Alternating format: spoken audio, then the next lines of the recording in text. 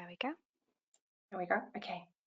Hi, hello, and welcome everyone to today's presentation, how to improve the article acceptance rate and how to publish quicker, something that we called a guide to getting published. Thank you for taking time to be here today. And before we get started, allow me to give you quick housekeeping information alongside those on the slide here already. You are being muted throughout the whole presentation. Please use the chat box to ask any questions. We will be answering these questions towards the end of this presentation. We've already received some of the questions from you, and my colleagues have tried to incorporate them within the content of today's presentation. This session will be recorded, and you will receive a link to this recording. So now, welcome, and let me introduce you to our team. Niall Kennedy, Books Commissioning Lead Business Management and Economics. Professor Uthayasanker Sivarajah, from the head of the School of Management of the University of Bradford, both based in the United Kingdom. Myself, Radka Krivankova, a business manager of Southeastern Europe and Scandinavia. And my colleague, Sally Goff, Regional Marketing Manager, who will be helping us to run through the slides. Thank you, Sally. Thank you. Okay, so what we will cover today.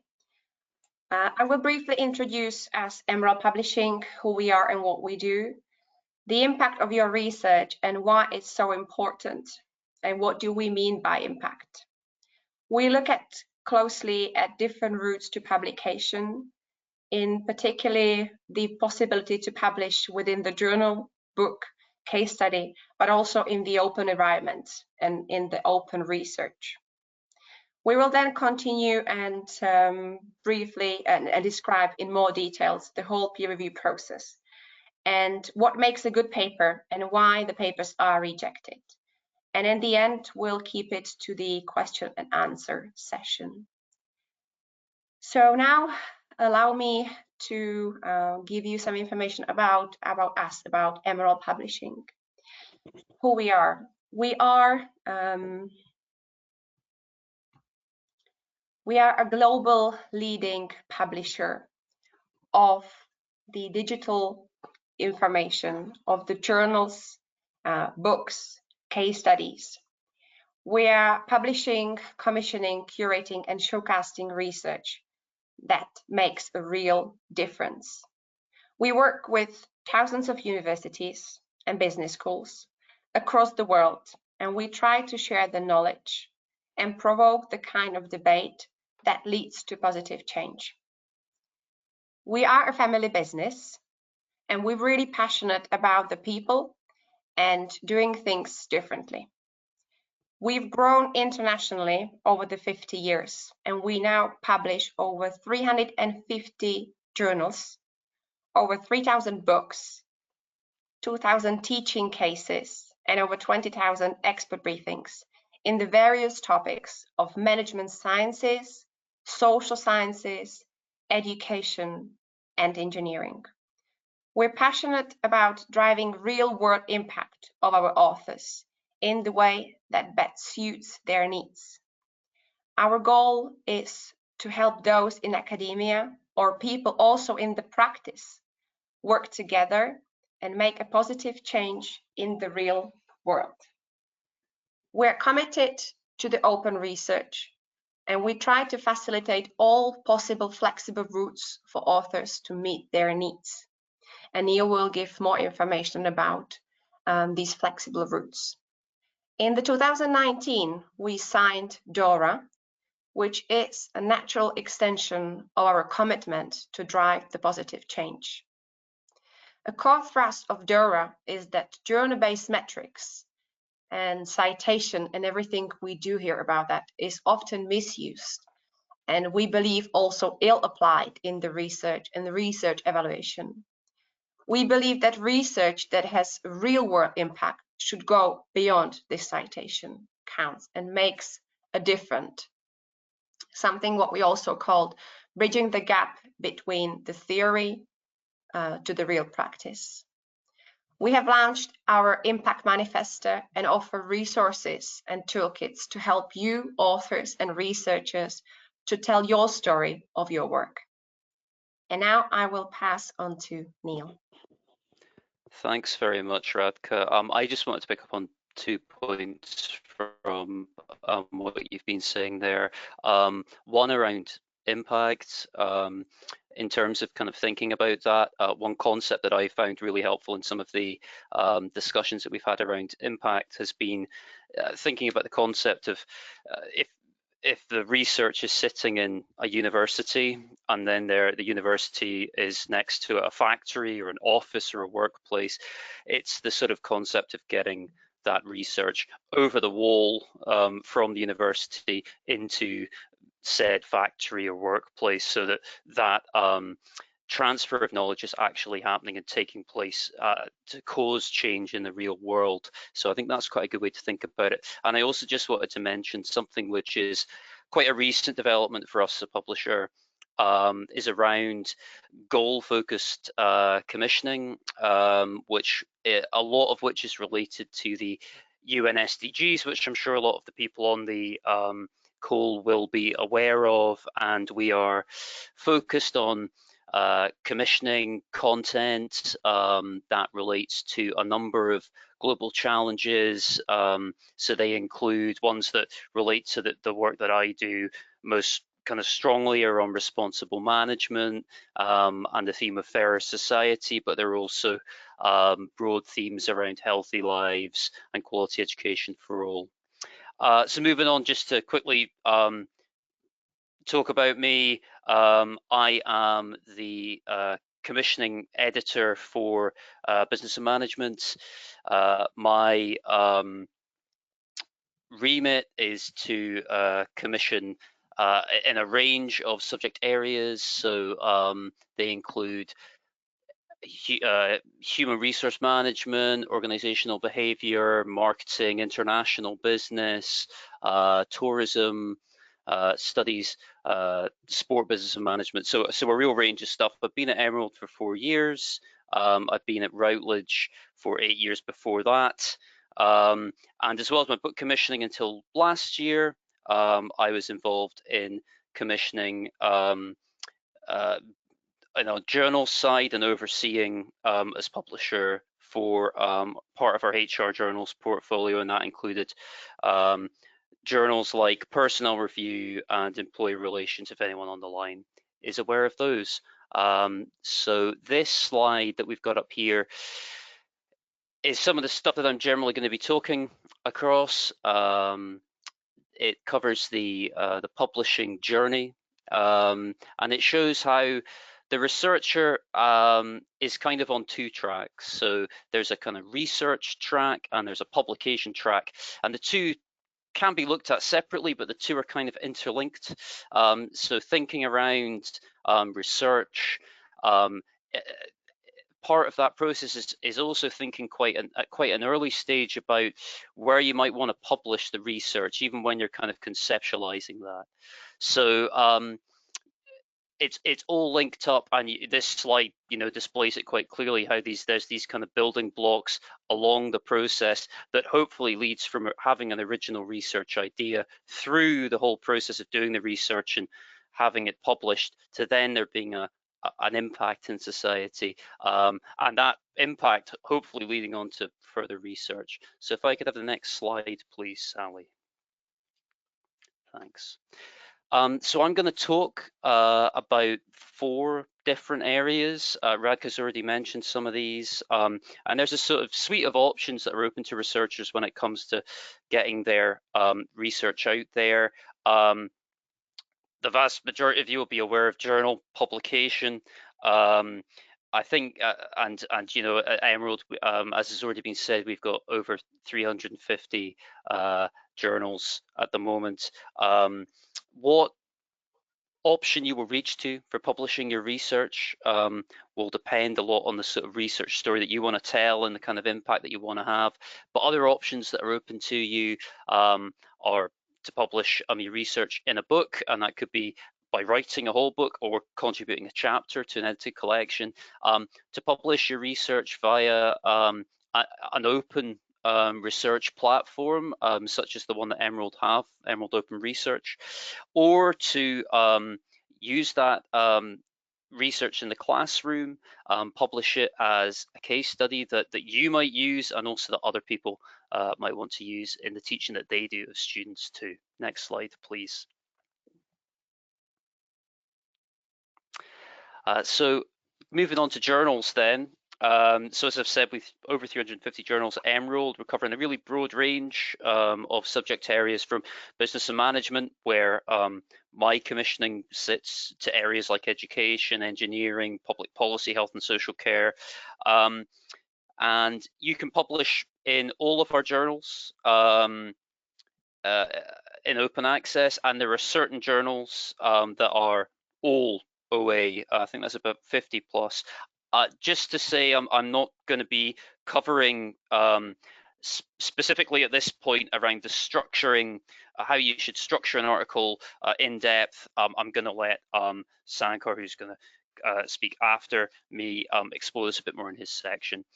So generally, thinking about how to get published and how to select the right journal. As this slide says, it's an investment decision. So where you choose to put your published research is going to help enhance the impact that your work has, and by extension is going to enhance your own reputation as a scholar. There are numerous factors to consider. There are a whole lot listed there around the relevance, reaching the right sort of readership, and also more practical considerations like how likely it is you're going to get accepted. And a crucial one is for a lot of research, is the time it takes from handing in your submission to it actually coming out and being published. A big consideration as well is also going to be around the type of research that you're looking to publish and whether it fits with the journal that you're considering. One thing to think about as well might be to look at the sort of sample articles that are available on journal websites, see how what you're considering or conceptualizing might measure up in relation to those, and also to think about the journals that you might use in your own research, where you're drawing your references from, and if they're useful to you, then maybe that the research that you're doing might be useful to them.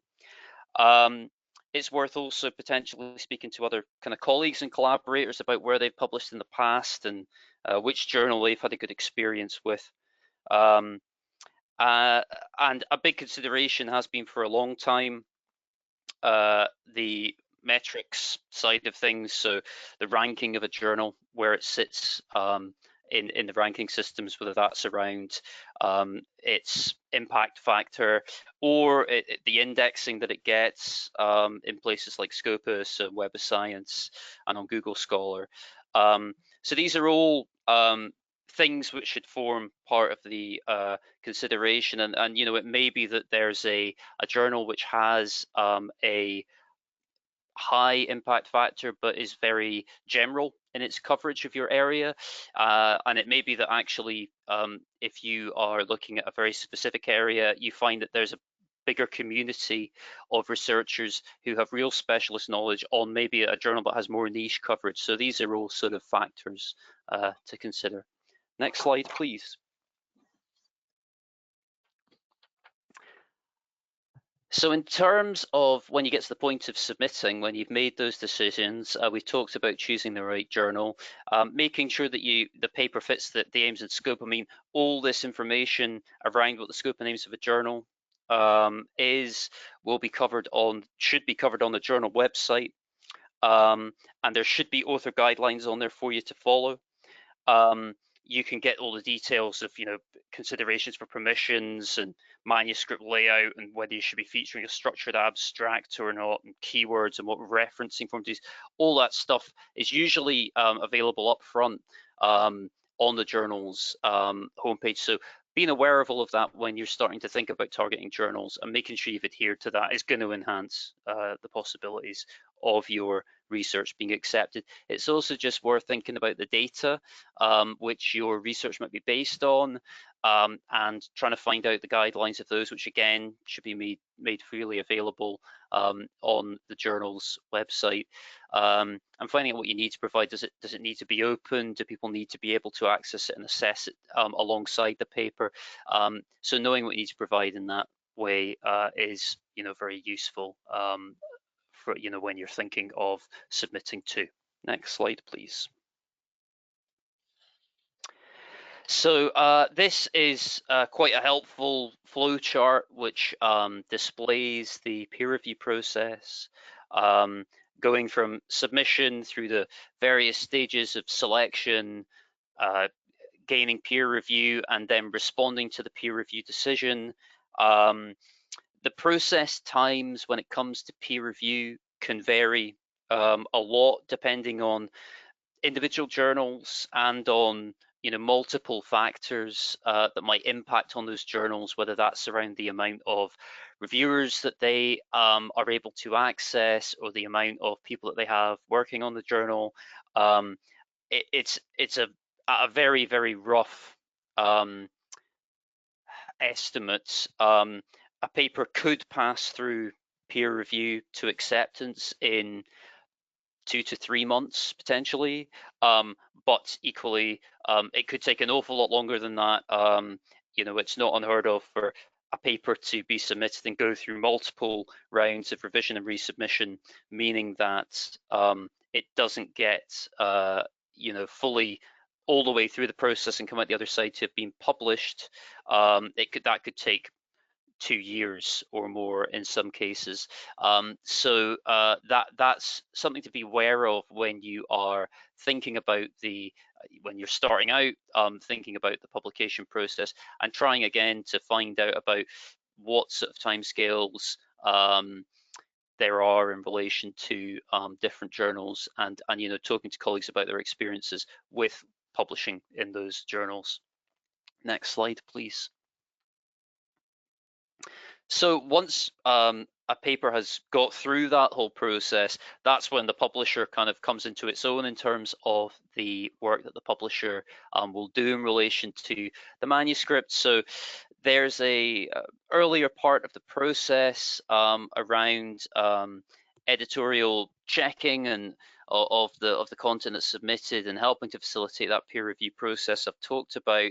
And once the papers come through the other side of that, there's lots of value add which is done by publishers, so typesetting the work, tagging it so it can be, it can all be discoverable digitally. There's then the dissemination of the published article to be abstracted and indexed and accessed through all the different methods in which people are accessing the research, so whether that's Web of Science or ProQuest or Scopus. There'll also be promotion done by the publisher, particularly if the research within it adheres to particular broad themes, like the areas that I talked about earlier on around responsible management, or it might adhere to other kind of SDG areas. That could well see papers getting picked up and being really foregrounded in promotions that are being done by the publisher. There's much more that I could go into the publishers do, but we haven't got loads of time, so I'm just going to ask to move on now to the book side. So the first thing I want to say on books is that book publishing is open to all researchers at all stages of their career. It's not just the preserve of professors who want to write a monograph. You could be a very engaged and well-networked early career researcher, and you could be a really good person to edit or co-edit a collection on an interesting area in your field. Just to talk about my role as a commissioning editor, the emphasis in my role is much more on the commissioning side rather than the editing side. So I'm focused really on commissioning new books content. And as part of my role, we don't just kind of sit and wait for good proposals to come in and land on our desk. We are kind of actively going out and speaking to researchers and suggesting ideas to them relating to the research that they do, and saying, you know, I think this is really interesting. Have you considered writing this up as a book? And looking to commission them to publish that with us. So in terms of some of the things you might think about why you would like to publish the book, one of the main things is really if you see there's a bigger story to tell coming out of the research that you've done that maybe can't be explored just in 1 or 2 journal articles, and that, you know, lengthier story lends itself well to the book format. And we've got multiple publication formats with flexible time scales that we can offer. The kind of core of it is publishing as a monograph, so whether that's an authored scholarly monograph or whether it's a edited or co-edited collection with a range of contributors bringing their expertise to a particular area. In addition to that, we also publish short form books in the Emerald Points format, and these are shorter books which are like 50,000 words or less. The benefit of that format is that it comes out very quickly. It'll come out within 12 weeks from submission, so it's a really fast turnaround, and particularly good if the research that you're doing is quite timely, and you can get it out quite quickly. And we also publish professional books, it says here, that are aimed more at people working in the industry, and more trade titles, which are aimed more at a general readership. The core of our publishing is for scholarly and professional markets, and we are primarily publishing in print and in electronic formats simultaneously, and there's also the option to publish your book open access too. Next slide, please. So I've talked a little bit about what I do as a commissioning editor, and so whether it's someone coming to me with an idea or me talking to someone about an idea, what we eventually get to hopefully is a book proposal being submitted and assessed in-house, and then we will have that peer reviewed by other experts in that subject area. Once it has got through that peer review and it's been signed off internally, we then commission a contract to be drafted, and once that's accepted, we would then let the author go away and work on their manuscript. Generally, that can take anything from, on average, 12 months to 24 months, and you know, that might be, that will, if it's an edited work, that'll be bearing in mind the timescales that contributors are working to as well. I've talked about word counts as it relates to our points format, but it's obviously longer for a more standard monograph, and for a handbook, which is a sort of extended edited collection, that can be up to 150,000 to 200,000 words.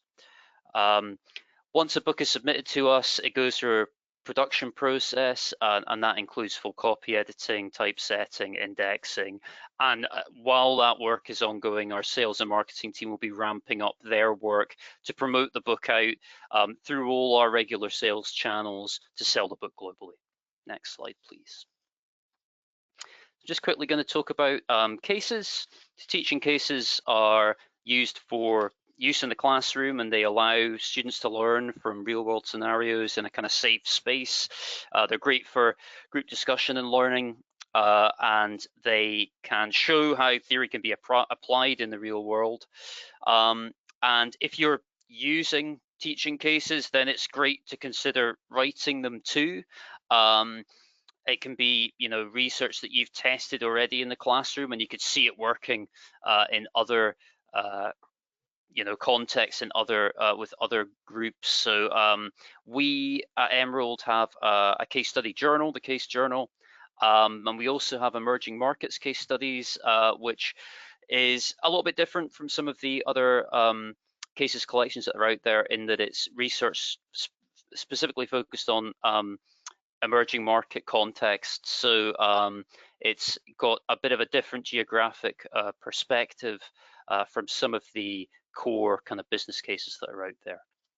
And onto the final area I'm going to discuss now, which is around open research, which is particularly interesting when it comes to kind of non-standard research outputs. So I just wanted to talk briefly about the differences between open access and open research and how they differ slightly.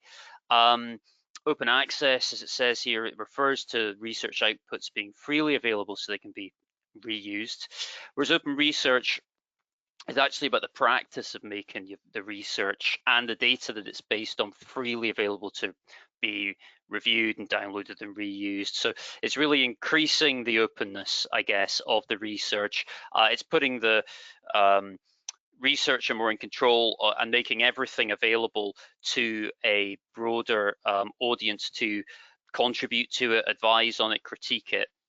And there are a number of research routes that are available at Emerald when it comes to open, and I'll move on to talk about some of those now. So there is the open access publication in journals that I already spoke about, and there's the option to do it within any of our journals, but there are ones that are specifically open.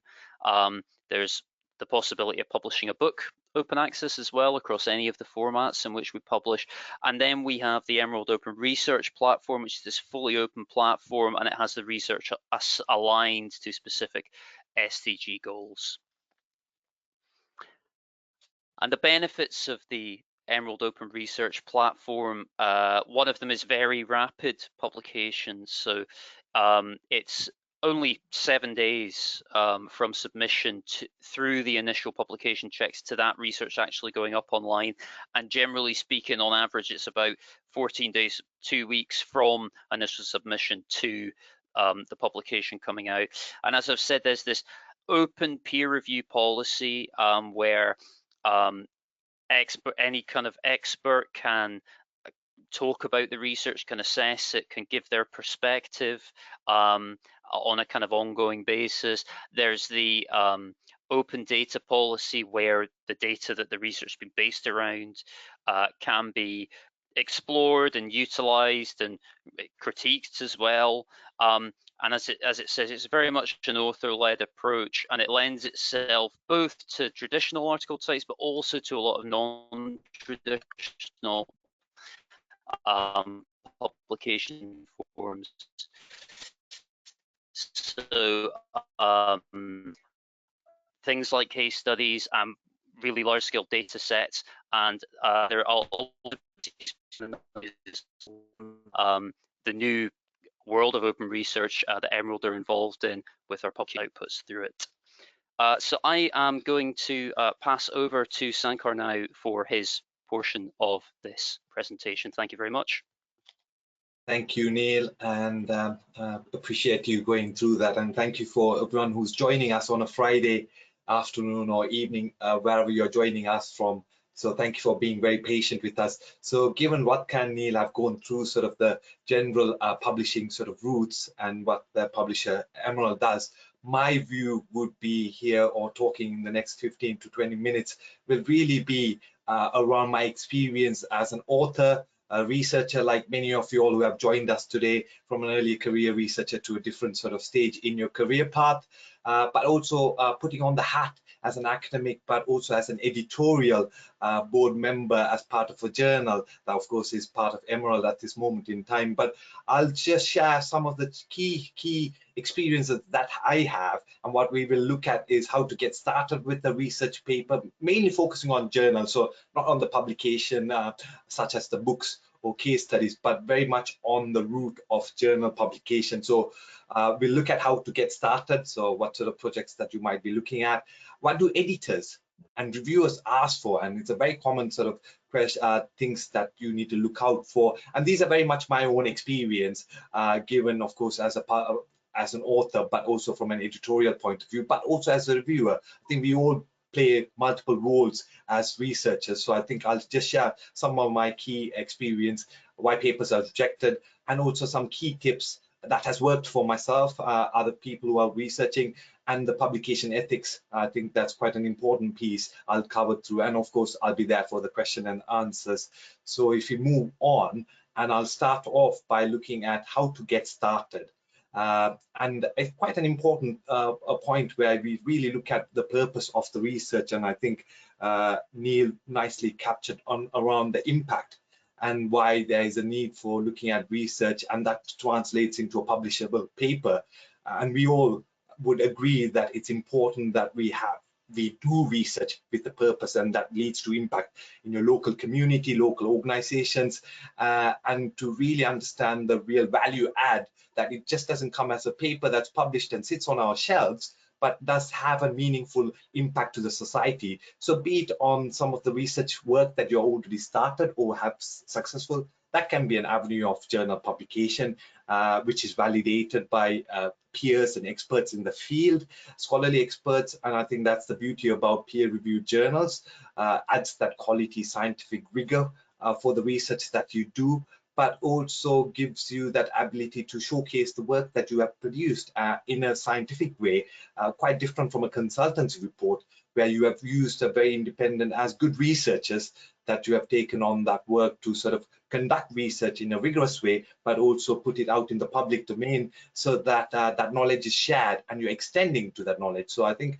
it's about questioning, have you completed a good research project that can be really publishable of the standards, fitting the scopes of the journal, looking at some of the clear problems, societal problems that you have wrestled with, and looking at solutions that your research would have tackled in, or it could be purely an opinion piece. And some journals do look at viewpoints and some of the new sort of thinking or thought leadership, and that can be published as an opinion piece. And it can be something that you have worked on as a work in progress, as a conference paper that really is extended into a publishable paper as a form of journal.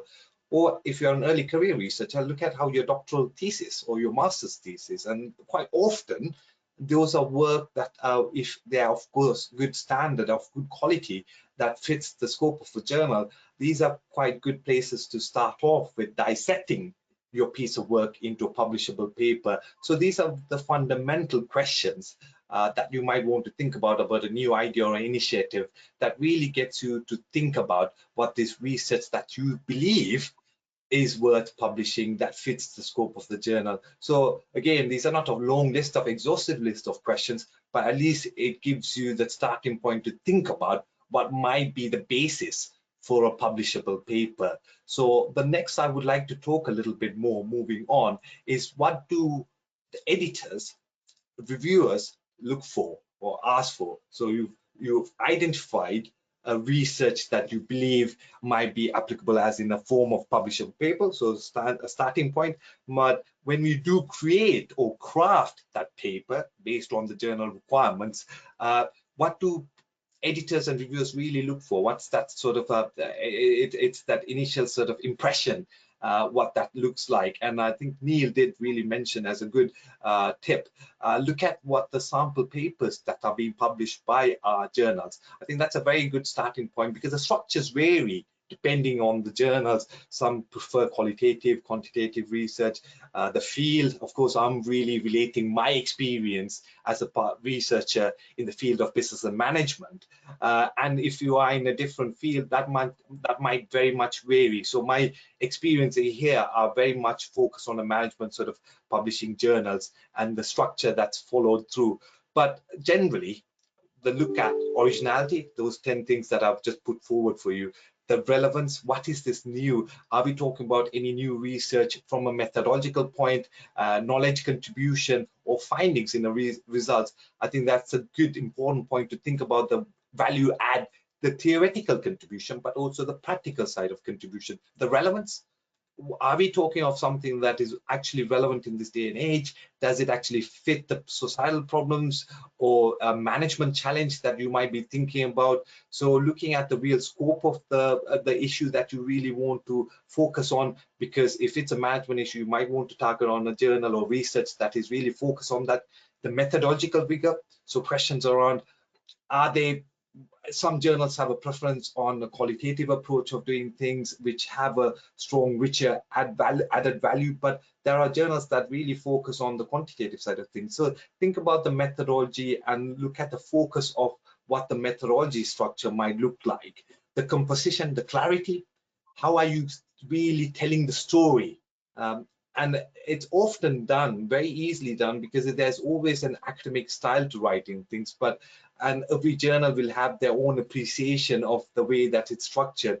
So be very careful in actually having a clarity and a structure, and the storytelling does really come well. And if you might not be a native speaker, it's always good to get some friends or proofreading that is done, so that you really are able to powerfully communicate the research that you believe and you might have put in your sweat and effort to really produce, but it's not communicated and told in a story that really resonates to the reviewers or the editors in a way that leads to sort of rejections. So I think it's important to argument and having that logical construction, the composition of the storytelling of the purpose of the research needs really translate into the paper that you want to create, and highlight what those implications, like I said, it's not just the theory but also the practical aspect of it. So what? Why is your research so important? That is of curiosity for other readers or other theorists or other practitioners in the field who might find this research quite interesting. So these are very fundamental questions. References, because again, these are views that come from multiple researchers where you are adding, so having a clear list of references, the global focus, because all issues that we might be tackling as part of research, it might have a local issue, but also think about the global impact that your research might have, and how does that all fit into the scope and the journal objectives. I think a key thing that really do go back in terms of rejections and people not having the time to sort of look at the reviews, the desk rejections we call it, are mainly towards non-adherence to the editorial scope and the journal objectives. You might believe that it fits it, but it's always important to look at what the aim and the objectives are of those journals. And very much fundamentally, even simple things like the title, keywords, and a well thought out abstract really does matter. These are the first impression that really does matter and looks and sets apart when you do produce a research paper that the editors will really catch and attract, or the reviewers look at it. And the structure is absolutely important to have what you might have thought, even if it's a dissertation or a research thesis that you're worked on, but making sure you structure it and communicate that is fundamentally important and really does tick that boat on. So I think that's the message I want to give when you do sort of start off with your publishable work, but when you do structure it as part of what might get over that desk rejection to the reviewer cycle, and even if it does get to the reviewer's point, what are they looking out for? So the common things that's being looked out for. So moving on a little bit further, I think I want to try and give you some key tips, because I talked about the general structuring of what the research might or the paper might look like, but here are some of the key tips that I want to do sort of focus on why papers get rejected. Again, this is my experience from a management field, and what you might want to consider, and what might work for me might not work for everyone here, but I think I can only share my experience. So one key thing is the purpose of the research. I can't emphasize enough the importance of the purpose, what the purpose of your research problem, the aim that you really have gone out to look at from a business management field. Your passion is important, but it's also important to not make sure that that passion is not shadowed by the relevance and the need for doing research that really contributes to the existing knowledge, which you can advance what's already been done in the management field. If you're doing a research on consumer behavior, there's no point researching further about things that have already been done on, for example, looking at how trust has an impact on consumer research. So it's really identifying what the problem is, the research problem, and articulating the purpose, which can rise from your research, the practical needs, but the societal issues, but really helping that aim statement or the research purpose is absolutely critical to investigating how the problem is significant and how it applies to the larger field of the research. I call that as the golden thread. And you keep that golden thread, because that thread is, you will need that clear research question and the aim, and make sure you articulate that story throughout every structure, a part of the sections that you might have: introduction, literature review, methodology. You want to keep the golden thread or the research aim statement with the question and see if your actual sections that you have come up with really do answer that purpose of the research. That's why I called it the golden thread. In the abstract, you will do that. In your conclusions, your findings, it's always to go back and see, are you not diverting from the purpose of the research and actually telling this coherent story that the focus of the research is. So I can't emphasize enough, but the purpose of the research and the keeping that golden thread, write down a simple statement, the aim of the purpose of the research, and go back to each and every section and see if that's what you're trying to cover so that you don't lose track. So I think that's one tip I can give you. The next bit I would like to focus on, and moving on, is how valuable your research is. And I like the picture on the right hand side, thanks to Google to find that picture, because just because you feel or you believe your research is original doesn't mean that it might add value. Just because you're unique doesn't mean that you have a contribution to make for existing knowledge. You really need to understand what's done as research in the existing field. In the management, consumer research is one example I'm just taking off, and looking at what's already been done, and that's through your literature review and horizon scanning about trust or privacy issues. What else can you add value? What is that unique contribution? It doesn't need to be groundbreaking, but what is that extra bit that you or your research with other researchers have been able to advance the existing knowledge from a theoretical point of view, so advancing the theoretical knowledge in the management field, but also the practical contribution that you can make. You need to fundamentally ask that question. So what? So what is a question every single person will have to ask. So your purpose of this research is to solve, let's say, the consumer trust issue in consumer research. So what? What is the theoretical advance? What is the practical use of it? What is a societal issue? So I think that's quite an important piece. So the originality and the problem. So discussing on a problem that really exists, not merely in thoughts, and discussing and presenting that new ideas. Again, go back to the golden thread. I think that's quite an important piece that most editors and reviewers would really look out for. So next bit, and I would like to focus a little bit now, we've covered a bit on the purpose, the golden thread, the originality and the value add. And fundamentally, of course, all this really helps with the methodological rigor. I'm not going to go into every detail of it. You will need to have a really strong methodology rigor, but also making sure your contributions and the findings are very much aligned towards the purpose, the aim, or the research questions that you have set out to do so.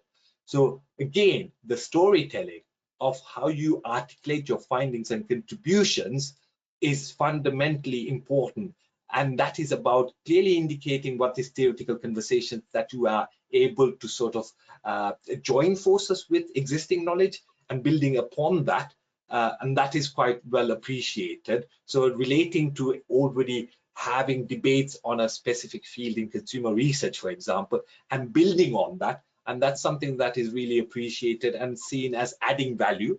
And joining that conversation means that you also belong to a specific target journals. And like I said, some journals might have a very specific focus of advancing managerial issue. Some might have a very much focus on the technical issues. So you really want to relate your research, tying it back into some of the work that is already being done in a specific journal that you're targeting, and looking at some of the gaps and the problems and the questions that has already been done in that specific field of the management field of your research, but also the journal sort of scope. That will help you also to align and to give the impression to the editors and reviewers, actually you are adding value towards a specific avenue that you are trying to advance on, well, trying to publish in that particular journal. So the theoretical claims, the practical claims, explaining both how things are and what things are quite an important bit. And I think the theoretical, I can't emphasize enough from a journal, scientific journal publication,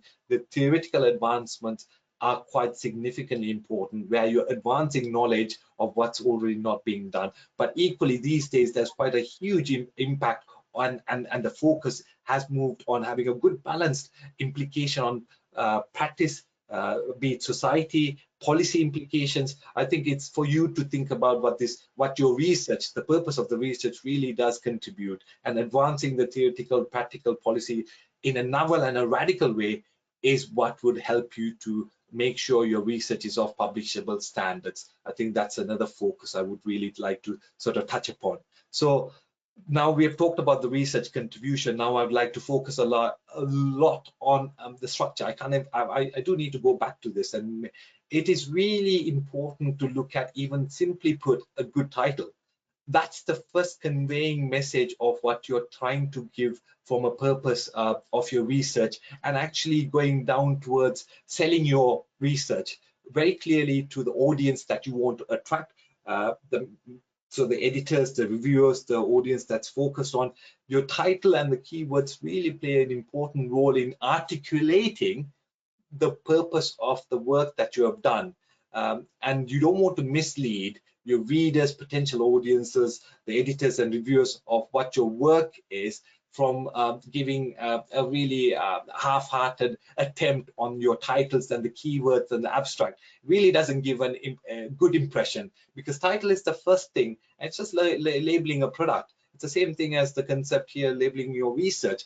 The title is the first real thing the reader will see and often decide whether they want to really continue reading your work. A title and abstract and the keywords. It's like the shop window for in advertising your real work. And it's the same impression even the editor grabs the sites, the reviewers grabs the sites, and actually saying, listen, I want to really read this piece of work. So I can't emphasize enough about putting in the energy. You won't get it right at the first go. Keep it, do multiple rounds of reviews, reflect on it. You will have, that's why there is it's called a working title sometimes when you start on it, because you will still keep refining it even until the day you start submitting your piece of work, and considering what your keywords, quite important these days, especially with the digital sort of open access research and search engine optimization, where you might want to, well, easily findable indexing.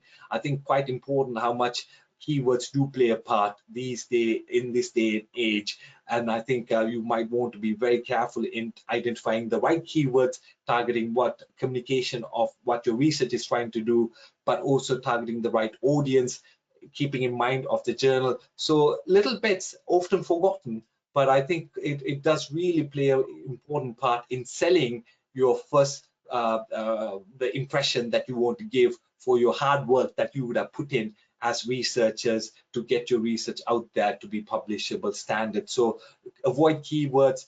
Think about not repeating anything appropriately, again about the abstract, like I mentioned. So very much reflecting on the quality of the work that you have to sort of provide. So moving on, I think I'm sure that's given you an enough sort of indication of some things which are often forgotten. And another bad impression which we always see is not giving enough time for making really not intentional sometimes, but you might as humans make those errors, simple incorrect grammars, and really doesn't give the impression that you want to set as a quality piece of work, given specifically that you would have spent, I don't know, 2 to 3 years, sometimes a year, depending on the number of the time you've spent on your research. And you don't want this as the last hurdle in your piece of hard-earned sweat and effort to get down your research. So I can't emphasize enough on how much you should really look at proofreading your work, forgetting all those grammar. As humans, that you will making use of critical friends, other constructive reviewers who might be able to give you that fresh pair of eyes that you might have not been able to commonly missed. Even I make those mistakes, so I leave some of the drafts to sit for at least a week and then come back, because I think that if you can disconnect a little bit from the research and then come back to it, these are simple tricks and tips that really do help polishing your work and making sure there's no incomplete, inaccurate references, making sure you have structured to the journal requirements and put in that effort. I've seen so many papers that come in from being sent to a different journal and then come with a different structural formatting, and that just doesn't really bode well or give a good impression from an editorial perspective to a reviewer's perspective, to even get down towards getting to a review cycle to do justice to the work that you have done. So again, make sure you do take that effort to polish your work and refine that, and really does help with making sure your purpose, the golden thread, the structure, making sure it's actually formatted to the journal work, does really help to get that above that line. The next thing I really want to focus on is a little bit more about how you might be looking at, and this is a classic example, don't irritate reviewers by making those silly mistakes that you might have and you might have missed out. Again, it might be very human error. So it's about using that critical friend to polish your work, and the things that they do, and I do hear this often, it irritates the reviewers, the editors, by having those references that are not complete, having grammatical errors. Those are the things that you really want to avoid, because it doesn't do justice to the work that you might have done. And writing clearly, it does take a lot of effort to refine and articulating your message from an academic scientific language. So I think the effort that you can put in is to really get a critical friend to help you read your work, what you think, because you're so caught up in your work and your own research, you might not see the obvious things that others might see. So it's always good to use the critical reviewers or critical friends who might be able to give that fresh pair of eyes to improve the final piece of work. So this is just another tip that I can give you and share from my sort of experience. Now, the next item that I would really like to focus on are why papers are rejected. Like I have mentioned quite a bit of the discussion points about the purpose of the research, the originality, the structure, some of the common mistakes around polishing your work, and incomplete sort of references. But I think it's also important to look at why they don't fit into editorial scope of journal. So I would say, do really focus on the aims and objectives of each journal. If your work really fits the management field or technical sort of, every journal will have their own preferences that they do have expertise in. Looking at the insufficient contribution or inappropriate methodologies, these are very much the common pitfalls, I would say, that why people or the research papers do get rejected or rejected by editors and reviewers. Very much simply put, not knowing the scope of the journal, not getting it aligned, insufficient contribution, both theoretical and practical, or the theoretical angle of it, and also the inappropriate methodology for the research purpose. So again, if I can emphasize on that fact, it would be useful for you all to take into consideration. And rejection is part and parcel of the journal experience of publishing. I've received a number of rejections, and I think my main message, as on the next slide, I would say, is for any early career researchers to even experienced researchers, rejection is a very, very common part that we all are part of it. So don't give up, is my message. It's part of the learning processes. It can be subjective depending on the reviewer's expertise, but the key thing is to focus on what are those constructive feedbacks that has been provided by peer reviewers and editorial board that you can improve your work on. So my message there is, I think you should take this as part of the learning process, and it shouldn't become an emotional roadblock in actually jeopardizing your sort of career in research publishing. I think it's important. It's a day in, day out part and part process of looking at why that some person might have thought it could have been improved methodologically, or there could be simply put in extending what the theoretical contribution could be, but looking at how that can actually add value and use it as a learning process. So my message there is really don't give up, and it's just the beginning, and you can become a better and better researchers as good constructive feedback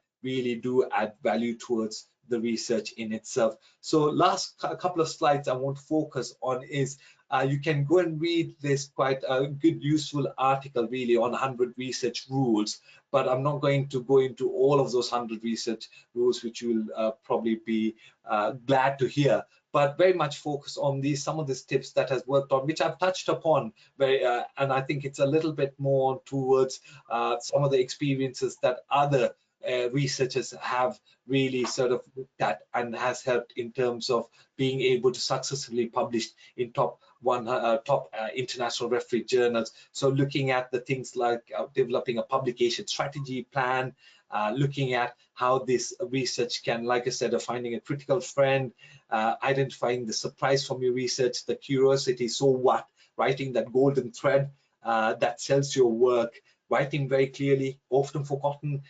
You might believe that academic language or writing style comes across very easy to read. Sometimes it is hard. So always using that critical friend to sound check your work is quite important.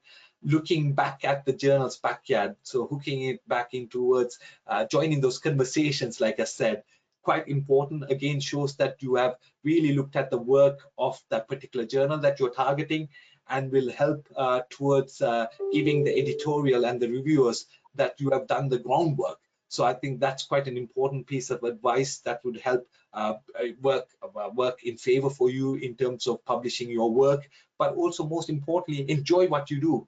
If that doesn't turn out to be a research that you're not enjoying it, that will be shown and reflected on the piece of work as a paper that you're writing. So really do think about it as a research that you really do enjoy yourself, and be able to communicate that same sort of pleasure in what you're producing. So I think those are some of the key tips. And don't forget ethics, quite important bit, and the do's and the don'ts. Some of you all will already know this. Seek agreement between authors and don't disclose any personal information, and also try and do not self-plagiarize. And I think the publication ethics is quite an important bit, and have clear permission. And the reason why I have Journal of Enterprise Information Management here, of course, I'm part of the editorial board, but also it gives you an example of the scope. So like I said, the journals have different scope, and it's important that you understand what the scope of each journal is to help you sort of fit your piece of work. And each of the journals will have the aims and objectives, and if you can really resonate and relate it to it does help you to produce a work that is of publishable standard. So that is from myself, and in terms of the experience that I can share with you in terms of my own experience, of course, like I said, with the caveat that has worked for myself, but everyone has their own experience. But I'm glad I was given this opportunity to share some of my research experience in publishing my work. So thank you everyone for patiently listening to me, and I'm happy to take any questions along with Niall and Radka. Thank you, Sanker. That was great. Thank you to all our speakers today. Apologies if some of you had some audio issues at the beginning. I hope they resolved themselves. I had a couple of you message to say you couldn't hear us, but this, as we've mentioned, this session is recorded. So if you did miss anything, please do watch the recording back, which will be sent to you on email tomorrow. So we have had a couple of questions. We've got a few minutes, so I'll go through a couple of these that have come in. If we don't get round to your question, we will contact you on email and try and answer that as best we can. So someone has asked if a paper has been rejected, can they appeal that decision?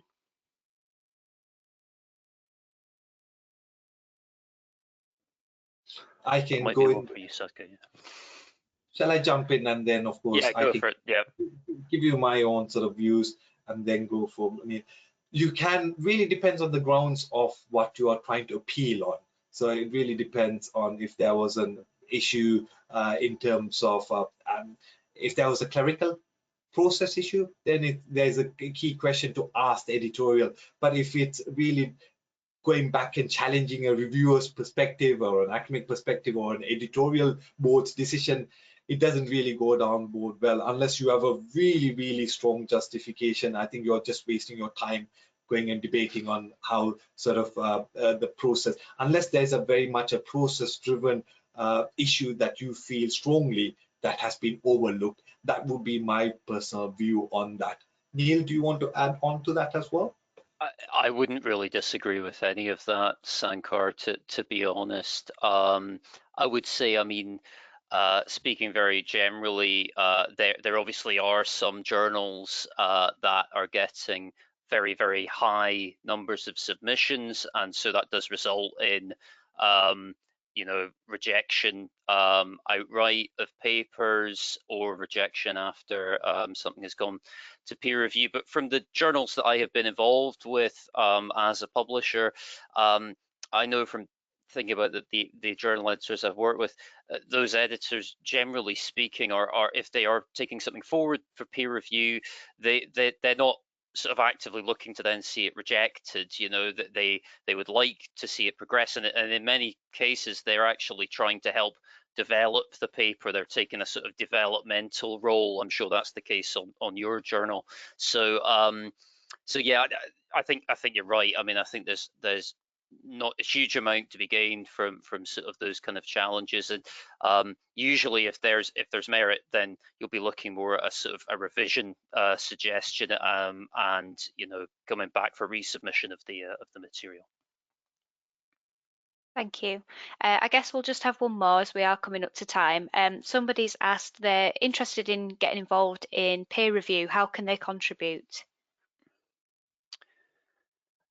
Well, I mean, I think obviously it will depend on their sort of background and their expertise. You can certainly, if there are specific journals that you have in mind that marry up with your research area, you can get in contact with the editor of the journal or deputy editor, associate editors, and they, you know, offer your services as a potential peer reviewer to be added to a review board if they have one,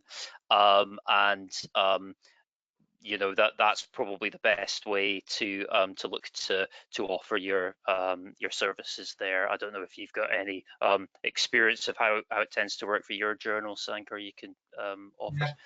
No, I think absolutely. It really depends on the background and the experience that as a reviewer you would like to add value towards the journal. And it could be simply be a quick email to the editor-in-chief or the deputy editor to say, this is my experience, this is what I want to sort of, and usually they're very, very appreciative of, because it's a world that we operate as goodwill of the research, the reviewers in themselves. So I think that's very much appreciated, as long as it fits the journal, again, the expertise. I think that's what they are looking at. It's the alignment of what you might be able to do, and depending on each of the journals.